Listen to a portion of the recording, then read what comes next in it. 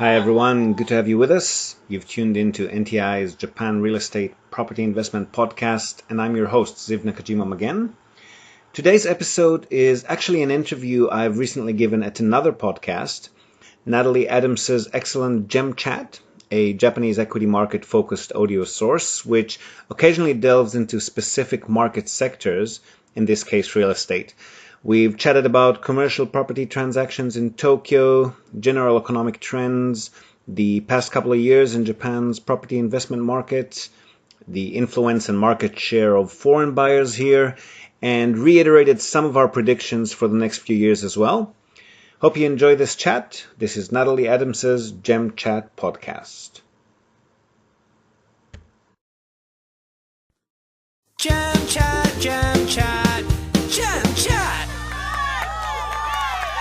Today my guest is Ziv Magan, partner and executive manager of Nippon Tradings International based in Fukuoka, Japan. NTI is a proxy and buyer's agency representing investors interested in purchasing real estate in Japan. From the initial needs identification and property search and refinement through negotiation, ownership transfer, and payment, and onwards to renovation, rent management, and portfolio management. Ziv, perhaps we can start with stats from last year. I noticed that despite the macroeconomy now showing signs of life, the commercial real estate transaction volume was down 33% in the second half of last year. What are the circumstances of this decline?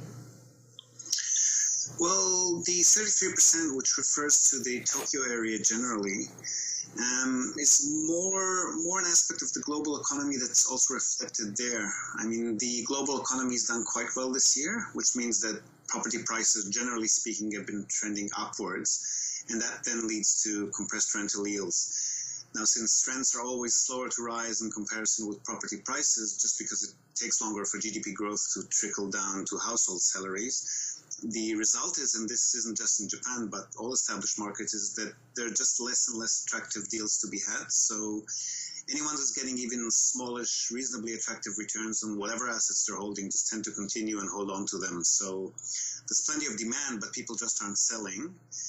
And if you add to that the fact that Tokyo is still considered one of the safest and more stable places for investors to park their money, just makes people even more reluctant to part with those assets. So Tokyo commercials is where most investors are most comfortable with, and there just aren't enough deals out there. So commercial prices in Tokyo remain high, but why is the rent declining? Well, the general theme is that the economy doesn't seem to be in super growth mode. So the last few years with the Abenomics euphoria led to a fair bit of overdevelopment and oversupply in the office space. Rents haven't been helped by the shared workplace and office space movement again either. And there's less demand for traditional office and more demand for low-cost, flexible office spaces. And low growth, minimal inflation also means salaries haven't gone up.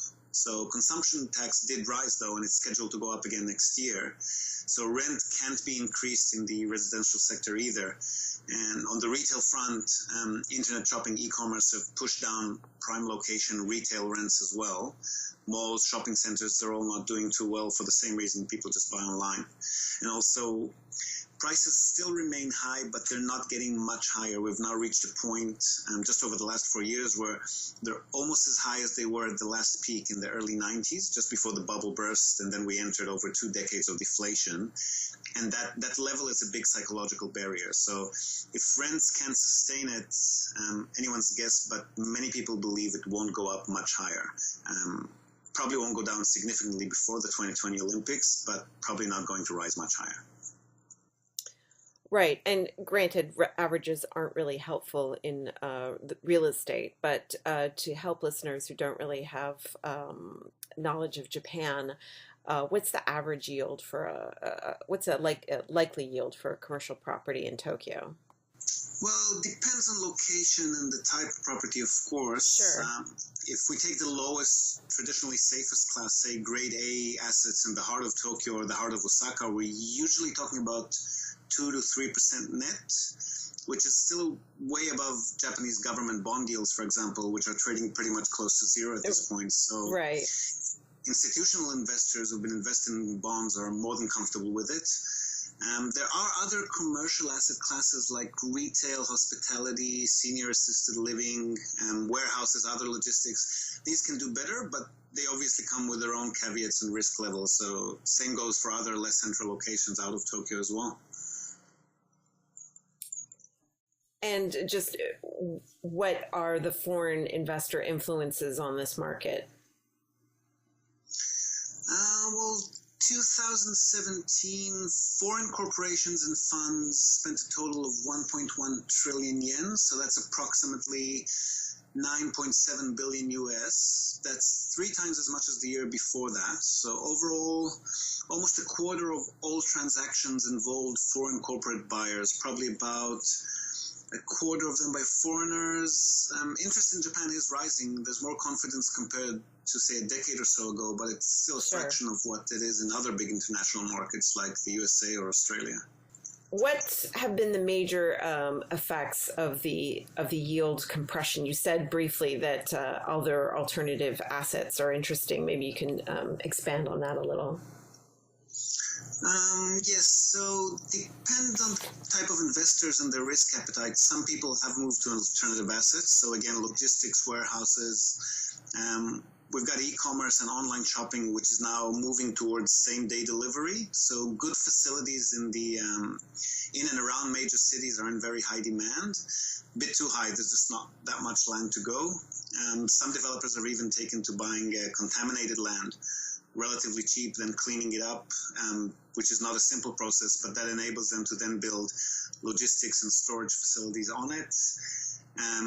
Shared offices is another semi-alternative asset class that's been very popular. They're getting bigger.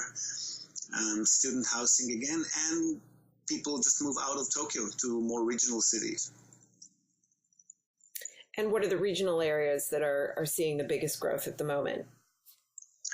Well, it started off with Osaka, although things there are getting almost as bad as in Tokyo price-wise.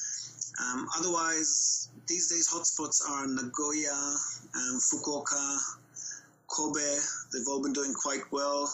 Actually, overall, the regional locations count for more than Tokyo now, which, considering their combined size population-wise, is quite a lot. And so what's happening on the residential side? Residential rent in prime areas has increased, but only very slightly and only in the hearts of the bigger cities.